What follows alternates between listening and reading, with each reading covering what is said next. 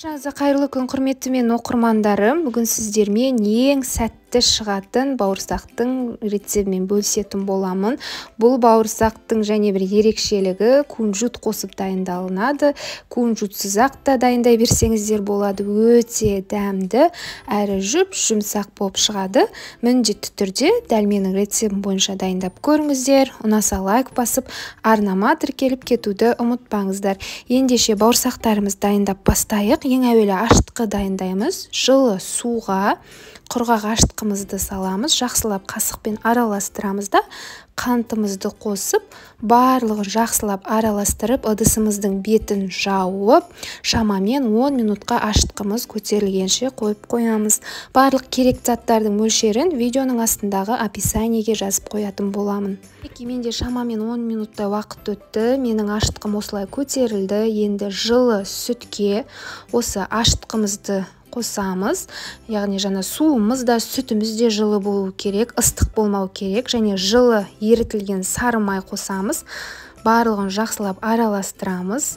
Енді майонез қосамыз. Жаңа айтқандай, барлығының мөлшері видеоның астында жазылып тұр. Барлығын жақсылап араластыра отырып, 1 шай қасық тұз қосамыз. Тағы да барлығын жақсылап араластырып, енді бірден емес, аз-аздан ұнымызды қосатын боламыз, дәл видеодағыдай. Шамамен менде 750-800 грамның аралығында кетті.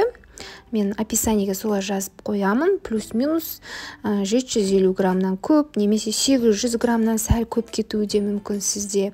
Бізде сәл ғана қолға жабысатын қамыр пайда болады. Үстінен сұйқымай жағып, тағы да 1-2 қайтара басып илеп, бетін қапшықпен немесе осылай целлофанмен жауып, орап, жылы жерге көтерілгенше 1-1,5 сағатқа қоятын боламыз қамырымызды. Менде қамырым осылай көтерілді. Тағы да 2-3 қайтара басып илеп, қамырды видеодағыдай 3 немесе 4 дөңгелекше бөліктерге бөліп алатын боламын. Видеода көріп тұрғандарыңызда осылай 4 бөлікке бөліп, қолыммен домалатып алдым. Енді осы 4-еуінің бетін орамалмен тағы да 10 минутқа жауып қоямын, қайтадан көтерілу үшін. Кунжутты бауырсақтар дайындау үшін бізге осындай кунжут қажет. Қуырып алсаңыз да болады. Мен қуырған жоқпын, және де жылы су, салқын су болмағаны дұрыс, және ыстықта болмаған дұрыс, жылы болғаны жақсы болады. Енді әрбір дөңгелекшені осылай видеодағыдай суға малып, одан соң кунжутқа жақсылап батырып аламыз да, шамалы ұн сеуіп астына қазір біздің бауырсағымызды оқтаулап жазатын боламыз. Егер сіздің оқтауыңызға бауырсағыңыздың беті жабысып жатса, бетіне де ұн сеуіп жіберсеңіз болады, онда тұрған ештеме жоқ. Бірақ ұнды көп қолданбағаныңыз дұрыс, әрине. Енді өз қалауыңызша бауырсақтарға пішін бере бастайсыз.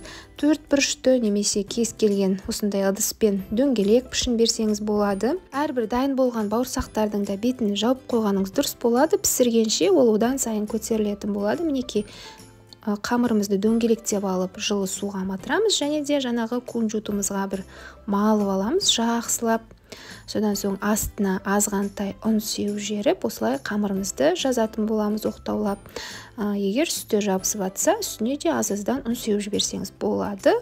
Осылай бауырсақтарымызға пішін беремізде, қызып тұрған майда екі жағын аудара отырып, жақсылап қызартып пісіріп аламыз. Қыздар, дәл осы рецепт бойынша бауырсақтарды кунжутсыз-ақ та дайындасаңыздар болады. Ең сәтті шығатын рецепттердің бірі дегім келеді. Міндетті түрде осы рецепт бойынша дайындап көріңіздер.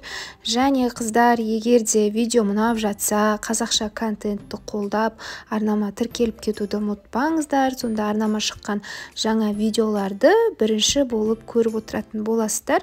Мінекей, осымен біздің бауырсақтарымыз дайын. Видеода көріп тұрғандарыңыздай жұмсақ, күшті болып көтеріліп пісіп шыққан, үлпілдек, дәмі де өте ерекше.